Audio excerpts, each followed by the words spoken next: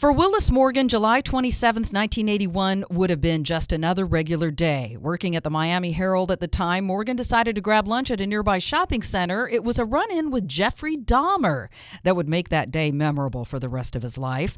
To Morgan, there are two names intertwined connected to a tragic case: Dahmer and the son of America's Most Wanted host Adam Walsh. Morgan had experienced a random encounter with Dahmer at the shopping center at the same time that Walsh disappeared.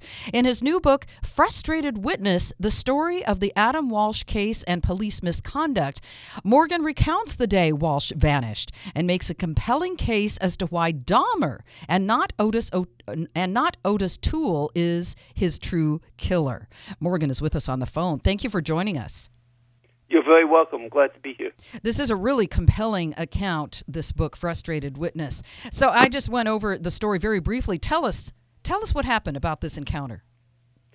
Well, I was in Radio Shack. I was on my way to the German deli in that mall to eat lunch, and I decided to stop off in Radio Shack when I had this guy come into Radio Shack, came up to me, and he was just standing there disheveled, dirty, reeking of beer, and trying to start a conversation with me, just standing there smiling at me, asking me about the weather, saying, hi, it's a nice day, isn't it?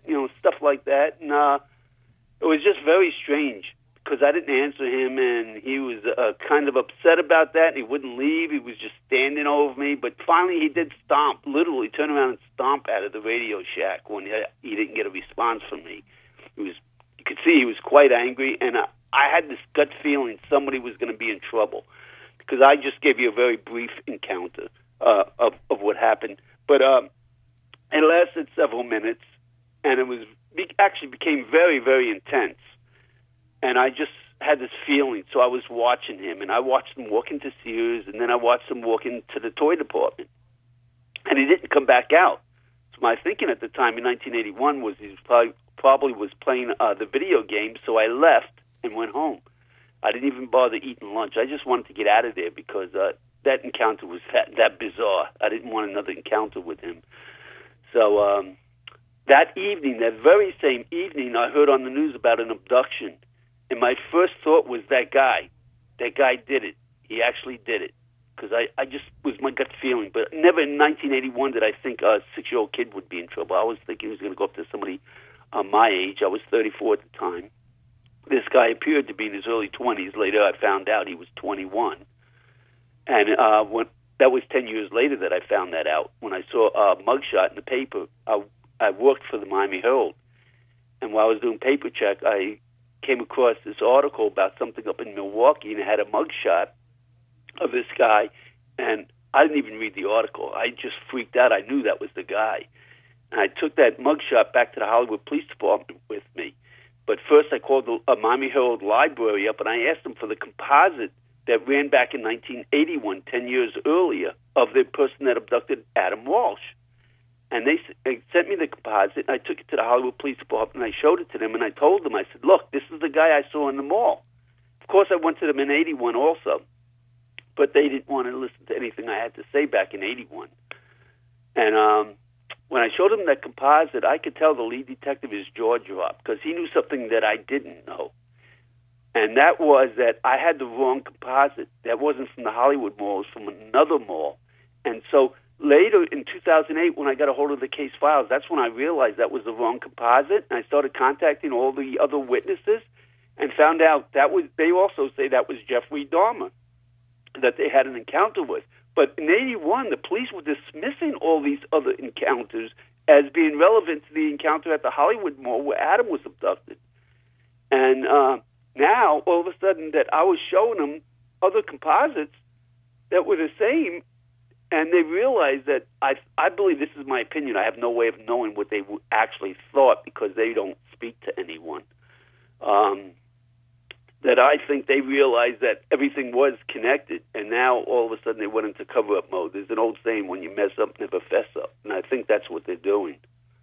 Because they did close the case in 2008, and they pinned it on the wrong guy. And they knew it was the wrong guy when they were doing it. And Again, that's my opinion. But I know that because I went to them even in 2007, because I've been going to them ever since it happened. When the new police chief, Chief Wagner, took over the police department, I tried to get an appointment with him, and I finally did. And I explained to him what had happened to the police department, to his detectives, and all they did was threaten me with arrest. Wow.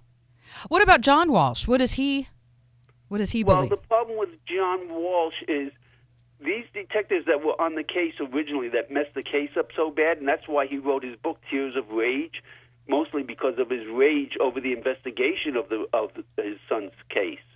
But yet, still, one of these detectives, when John Walsh got that TV show, America's Most Wanted, he heard about it, called John Walsh up, befriended him, and John Walsh hired him on the TV show. And a lot of people don't realize America's Most Wanted had one of these detectives, these bumbling, stumbling detectives, as the lead investigator on America's Most Wanted. So John had one of them right in his midst all these years, feeding him false information about his own son's abduction. Huh. Tell us about Mia Taylor.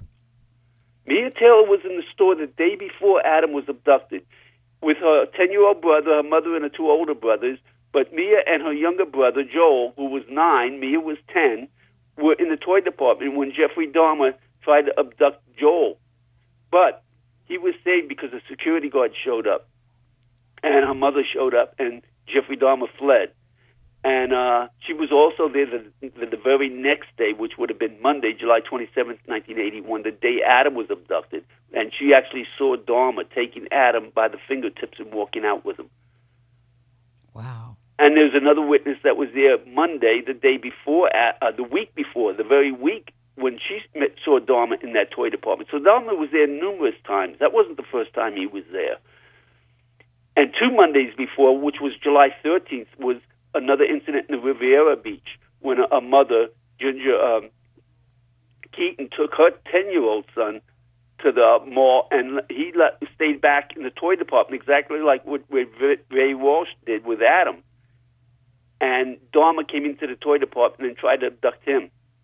But being 10, he did get away, and there were composites, and that was one of the composites I took back to the Hollywood Police Department that I had wrong, the wrong composite, like I told you, was from another incident 2 Mondays before the Adam Walsh abduction.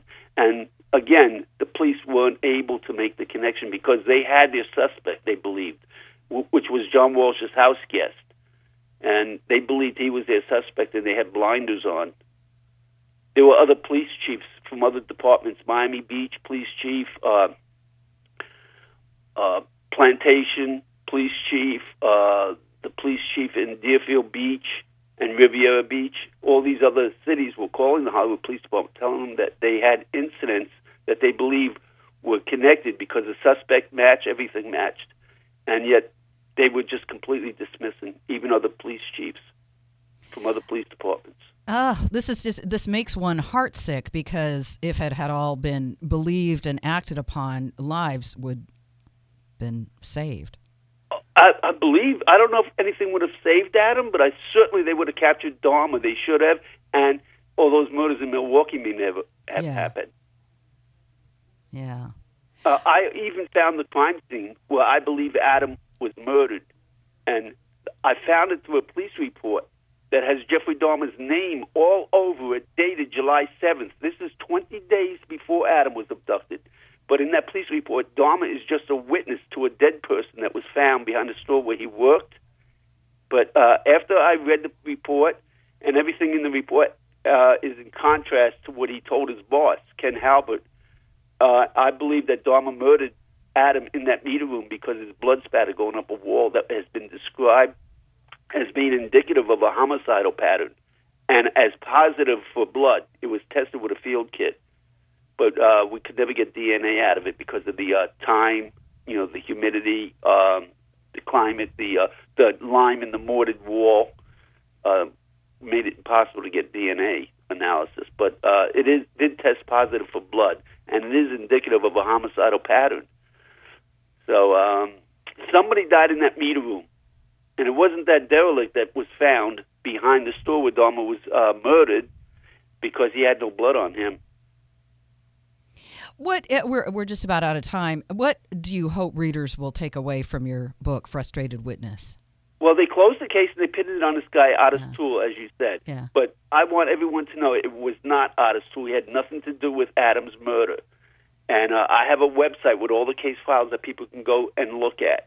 And that's justiceforadam.com. I have another website called frustratedwitness.com, and I have a Facebook page titled Frustrated Witness that you can get much more information on.